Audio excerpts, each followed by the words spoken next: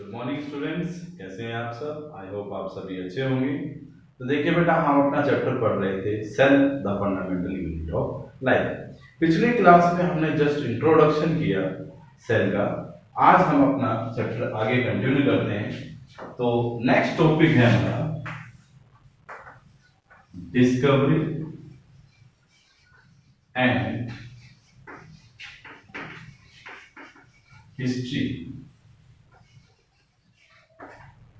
Okay बेटा, cell की discovery और उसकी हिस्ट्री के बारे में हम बात करते हैं। यहाँ हमने कुछ साइंटिस्ट के नाम लिखे हैं, इन्होंने क्या किया, सेल के बारे में क्या कहा, उनके बारे में डिस्कस करेंगे। सबसे पहले साइंटिस्ट आते हैं आपकी रॉबर्ट हुक। रॉबर्ट हुक आपके ऐसे साइंटिस्ट थे जिन्होंने सबसे पहले सेल को इंट्रोड्यूस किया बेटा अपनी बुक के अंदर, और उस बुक का नाम था माइक्रोग्राफिया।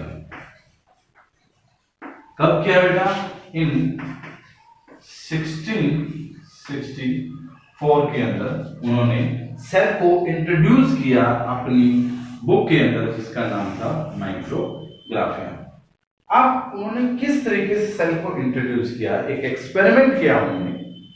रॉबर्ट हुक ने एक एक्सपेरिमेंट किया। उन्होंने क्या लिया बेटा? एक thin slice of cork. Thin slice of cork उन्होंने ली और अपने सेल्फ डिजाइन माइक्रोस्कोप के अंदर उन्होंने एग्जामिन किया उस सेल को। उन्होंने देखा जो थिन स्लाइस ऑफ कॉर्क है वो किस तरीके से दिख रही थी। वो एक हनीकॉम्ब की तरह दिख रही थी। किसकी तरह?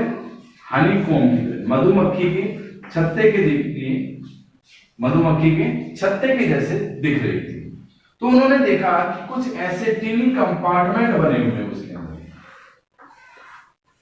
टीनी कंपार्टमेंट जैसे मधुमक्खी का छाता देखा आपने, वैसे। तो उन्होंने ये ऑब्जर्व किया कि जो भी आपकी डेड सेल्स हैं, प्लांट की जो डेड सेल्स हैं, वो किसकी तरह दिख रही है? एक टीनी कंपार्टमेंट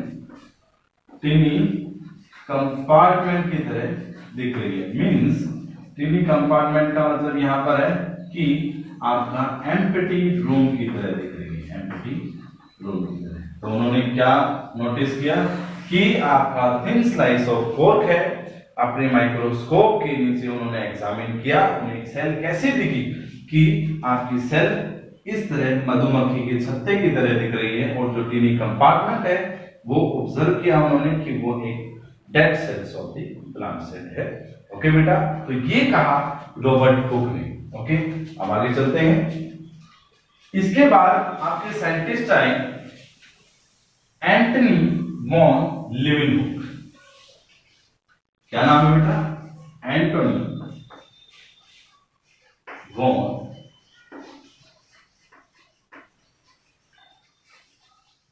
लीवेनहुक। इन्होंने क्या किया बेटा?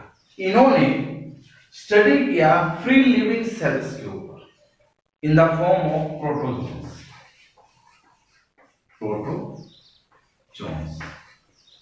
ये क्या है बेटा? आपके माइक्रो ऑर्गेनिजम्स।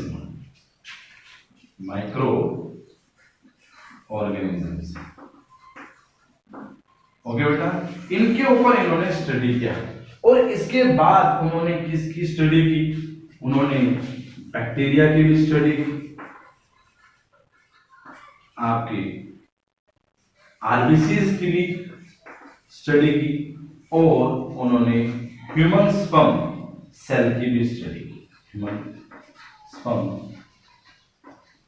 सेल्स के बारे में भी बताया। तो ये बताया सब कुछ एंटनी वॉन लीवेनहुक ने। कब बताया? ये जो प्रोटोजोन्स की स्टडी उन्होंने की, ये उन्होंने बताया 1674 में। इन 1674 के अंदर सबसे पहले किसने बताया? रॉबर्ट हुक ने। थिन स्लाइस ली कॉर्क की, उनको अपने माइक्रोस्कोप के नीचे एग्जामिन किया, एम्प्टी रूम दिखे, वो सेल कैसे दिखी? हनीकॉम्ब की तरह, मधुमक्खी के छत्ते की तरह। फिर उसके बाद आपके एंटनी वॉन लीवेनहुक आए। उन्होंने फ्री लिविंग सेल्स के ऊपर स्टडी की in the form of protozoans, जो एक माइक्रो ऑर्गेनिज्म है, और उसके बाद उन्होंने बैक्टीरिया के ऊपर भी स्टडी की, आरबीसी सेल्स के बारे में भी बताया, ह्यूमन स्पर्म सेल के बारे में बताया। अब बात करते हैं हम रॉबर्ट हुक। रॉबर्ट हुक आपके जो साइंटिस्ट थे, उन्होंने क्या बताया? न्यूक्लियस की डिस्कवरी की। उन्होंने किसकी डिस्कवरी की बेटा? न्यूक्लियस, जो उन्होंने स्टडी किया ऑर्किड रूट्स। रॉबर्ट ब्राउन, उन्होंने डिस्कवरी की किसकी? Nucleus, nucleus in orchid roots. Okay बेटा, अब जो आपके नेक्स्ट साइंटिस्ट थे एमटी स्क्लीडन, एमटी स्क्लीडन, उन्होंने क्या बताया कि ऑल प्लांट सेल, जितने भी आपकी प्लांट सेल है, all plant cells are, all plant are made up of cells. Okay बेटा, उन्होंने कहा कि जितने भी प्लांट है वो सेल के बने हुए हैं। एमटी स्क्लीडन ने ये बताया। अब अगले साइंटिस्ट है आपके टी स्ट्वान। उन्होंने क्या बताया? उन्होंने ये बताया कि जितने भी एनिमल्स हैं वो सेल से मिलकर बने। एमटी स्क्लीडन ने कहा कि आपके प्लांट सेल से मिलकर बने हैं, बट टी सेक्वान ने बताया कि आपके जो एनिमल्स हैं वो सेल से मिलकर बने हैं। कि all animals are composed of cells। और इन दोनों के बेसिस पे एक नई सेल की डिस्कवरी, एक थ्योरी की डिस्कवरी हुई बेटा, उसको आप बोलते हैं सेल थ्योरी। इसको हम आगे डिस्कस करेंगे। तो इन दोनों साइंटिस्ट के बेसिस पे किस थ्योरी की डिस्कवरी हुई? आपकी सेल थ्योरी। ओके बेटा, अब आप देखिए,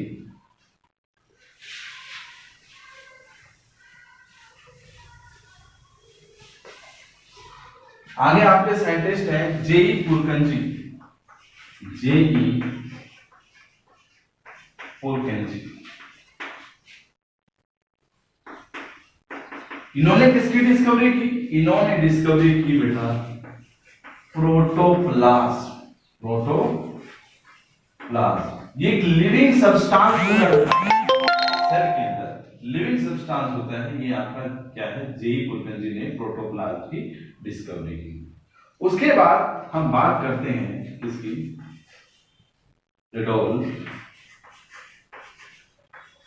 वर्च।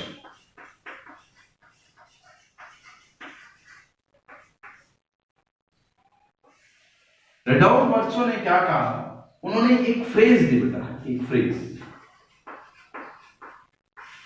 कि ओमनिस सेलुलर ई सेलुलर। इसका मतलब क्या है बेटा? कि all cells arise from pre existing cells, कि आपकी जितनी भी सेल्स अराइज हो रही है वो पुरानी सेल्स से आ रही है। Is it clear? अब जो आपके हैकल साइंटिस्ट हैं, उन्होंने क्या कहा? जो आपके हैकल साइंटिस्ट हैं, उन्होंने कहा कि जो न्यूक्लियस होता है, क्या कहा बेटा? जो न्यूक्लियस होता है वो आपका एक स्टोर हाउस है। किसका? हेरिडिटी मटेरियल का।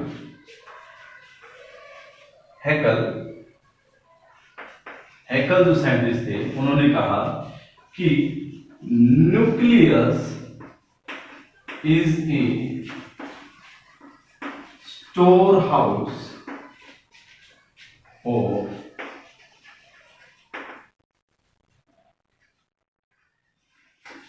Heredity material. और हेरिडिटी मटेरियल क्या करता है? वो किस लिए रिस्पॉन्सिबल है? वो आपके करैक्टर को ट्रांसफर करता है वन जनरेशन से नेक्स्ट जनरेशन। ओके बेटा, next last and final NOR and रुस्का scientist.